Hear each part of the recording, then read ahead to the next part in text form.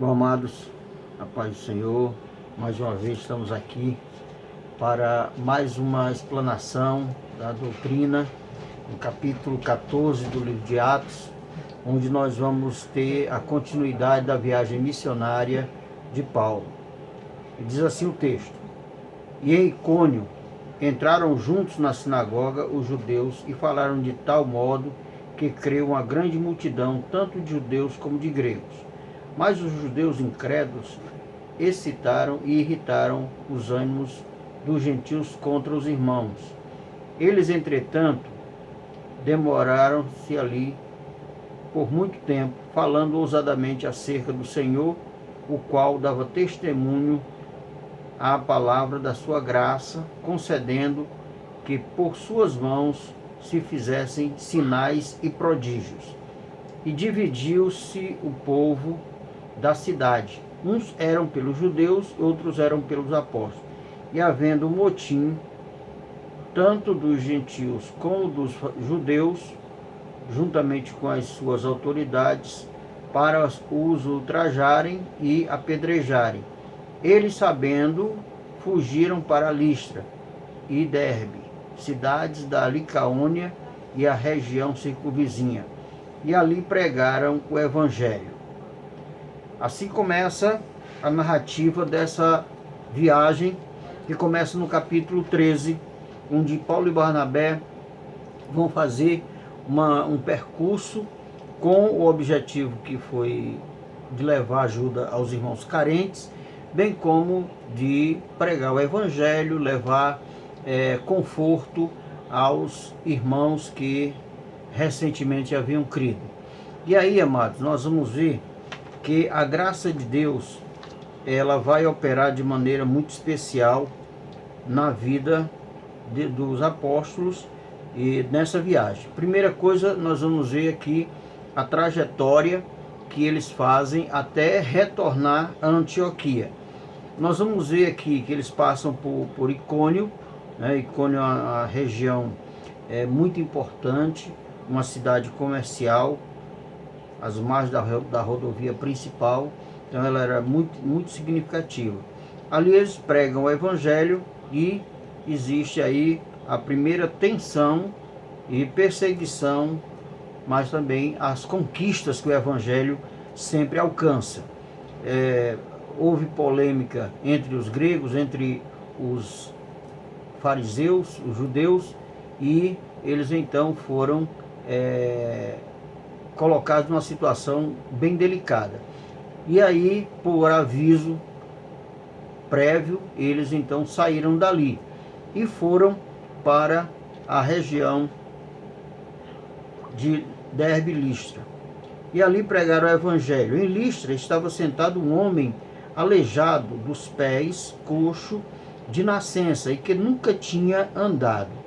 Este ouvia falar Paulo, que, fitando nele os olhos e vendo que tinha fé para ser curado, disse em alta voz: Levanta-te direito sobre os teus pés. E ele saltou e andava. E as multidões, vendo o que Paulo fizera, levantaram a voz, dizendo em língua licaônica: Fizeram-se os deuses semelhantes aos homens e desceram até nós. Vejam bem, o evangelho, ele é uma palavra de verdade significativa e que nós não podemos confundir evangelho com milagres. Milagres é consequência da pregação da palavra, ou aquilo que leva as pessoas a terem a convicção de que o evangelho não é só uma falácia, não é um discurso qualquer. As pessoas hoje lembram sempre daquele ditado: palavras são palavras, nada mais que palavras. Mas a palavra do evangelho, ela é diferente, porque ela é confirmada pelo Senhor através de sinais que seguem os apóstolos. Aí nós vamos lembrar das palavras de Marcos referindo-se a isso. Então, Paulo pregando, em Listra, ele cura um paralítico, um coxo de nascença. E isso se torna plausível. E aí a gente vai ver que o evangelho não é só uma mensagem para os ouvidos, é também uma mensagem para os olhos, porque o Evangelho, ele não é milagres, mas o milagre desperta para a verdade do Evangelho. Isso a gente precisa estar sempre observando, porque o Evangelho sem verdade, ele é nulo, e sem confirmação, ele continua na mesma nulidade. Então, o Evangelho aqui foi apresentado de uma forma categórica, onde Paulo, ministrando, sentiu, percebeu que aquele homem tinha fé para ser curado. E ali operou esse milagre poderoso das Escrituras. Aí nós vamos ter a orquestração do diabo com os seus obreiros contra Deus, e contra o seu Evangelho, e contra os seus ministros, seus apóstolos.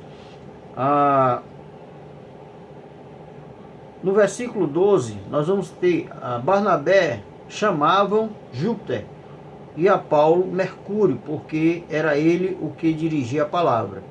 Os sacerdotes de Júpiter, cujo templo estava em frente da cidade, trouxe para as portas touros e grinaldas, e juntamente com as multidões queria oferecer-lhes sacrifício. Olha só, as crendices, as prisões espirituais que o povo vivia, era a flor da pele. Então, num momento desses, quando os apóstolos estão pregando o Evangelho, glorificando a Deus e chamando a atenção das pessoas para o plano salvífico de Deus para a humanidade, eles então aproveitam e já acham que são os deuses que estão se manifestando no meio do povo, que está trazendo uma bênção para eles, quando na verdade é engano, e é exatamente isso que Paulo apresenta, que ele foi exatamente por isso que Deus enviou o Evangelho, para libertá-los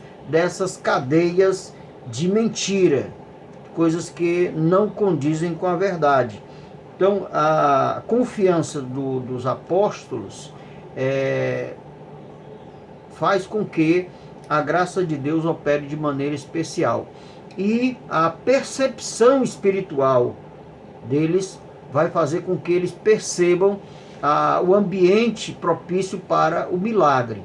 Também nós vamos ver que, apesar de todo o transtorno, eles não se exaltam, eles não se aproveitam da situação, eles não se promovem em torno disso, eles tiram a visão de si mesmo e colocam para Deus, que é essa a perspectiva de todo o pregador do Evangelho. Ele não deve chamar atenção para si, e sim canalizar toda a glória para Deus. Isso é muito importante observarmos, porque só assim nós estaremos pregando o verdadeiro Evangelho, estaremos ministrando a salvação às pessoas. Então eles rejeitaram aquilo na seguinte atitude. Vejam bem no versículo 14.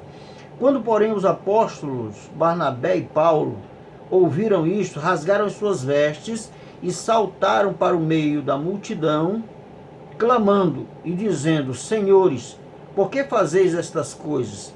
Nós também somos homens de natureza semelhante à vossa, e vos anunciamos o Evangelho, para que dessas práticas vãs vos convertais ao Deus vivo, que fez os céus e a terra, o mar e tudo que neles há, o qual nos tempos passados permitiu que todas as nações andassem nos seus próprios caminhos. Olha como é graciosa a mensagem de Paulo.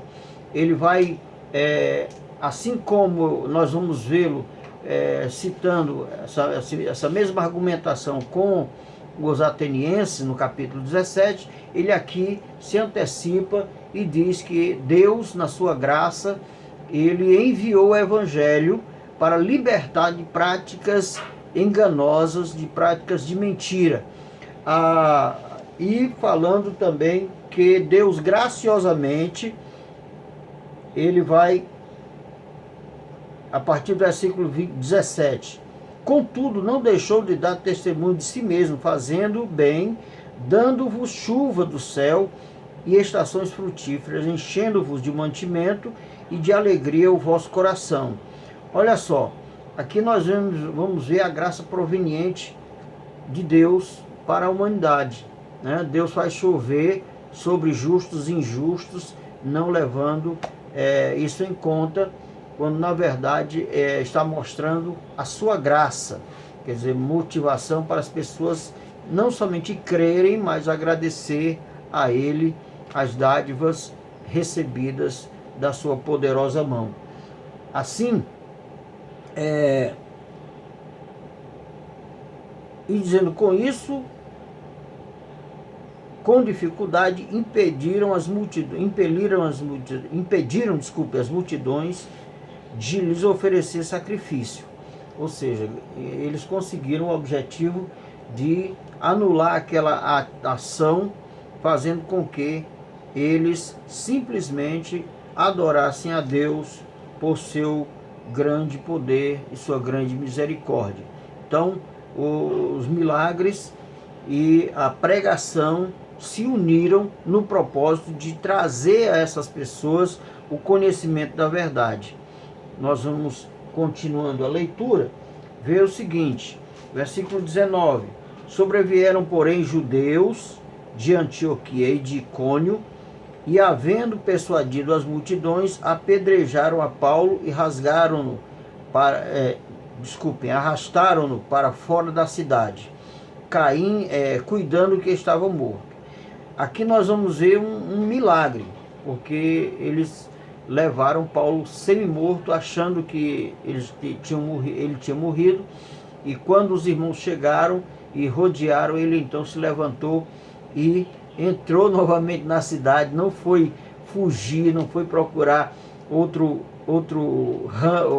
meio, não foi desistir da pregação. Ele entusiasmadamente, impetuosamente foi lá e pregou novamente o evangelho para aquele povo, né? Mas quando os discípulos o rodearam, ele se levantou e entrou na cidade. No dia seguinte partiu com Paulo e Barnabé para Derbe, próxima cidade que eles foram anunciar o evangelho. E tendo anunciado o evangelho naquela cidade e feito muitos discípulos, voltaram para Listra, Icônio e Antioquia. Então, eles, com a pregação, com o exemplo, com o testemunho, eles alcançaram grande objetivo. Versículo 22, confirmando as almas dos discípulos, exortando-os a perseverarem na fé, dizendo que por muitas tribulações nos é necessário entrar no reino de Deus.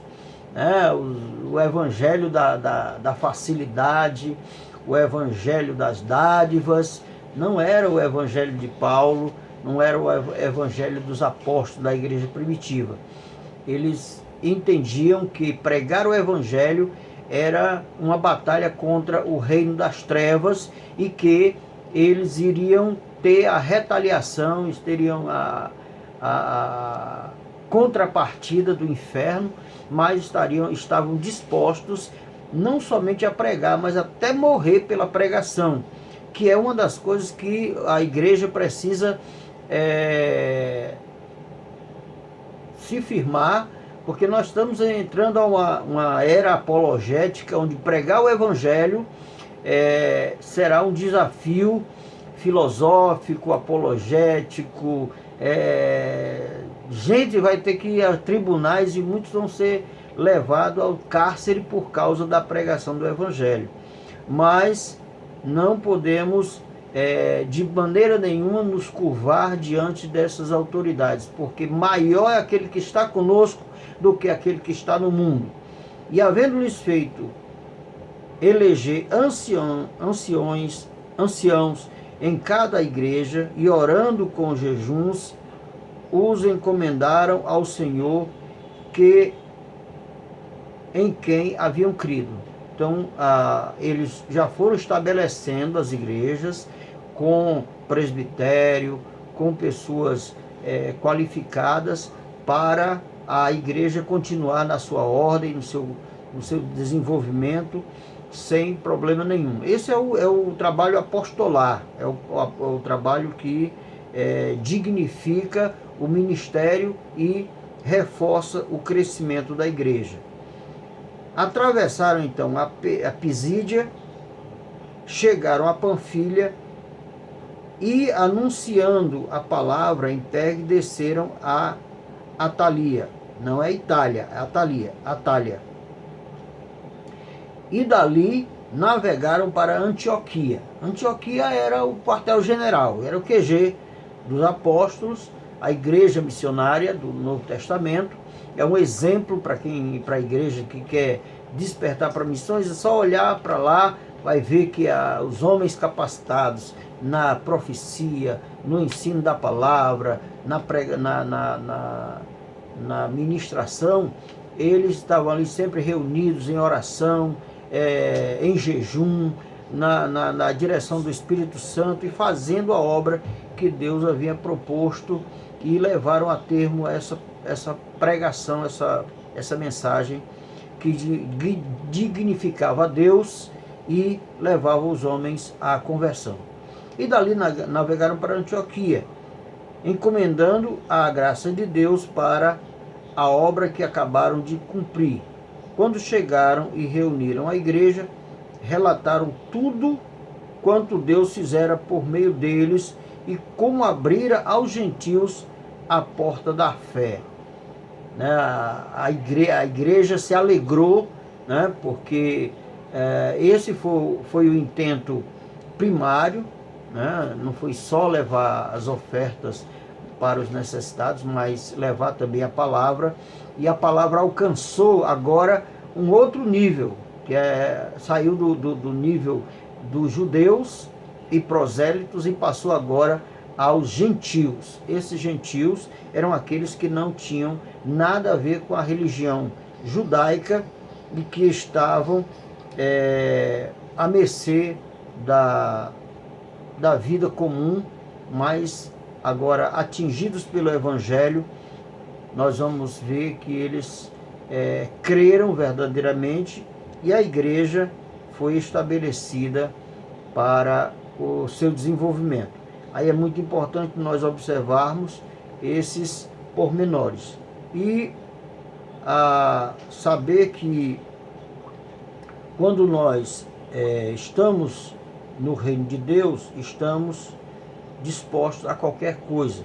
Nós vamos ter momento em que pregar o Evangelho vai despertar curiosidade, mas vai despertar também inimizades, contanto que nós estejamos sempre alerta, visando o bem comum e o progresso do Evangelho.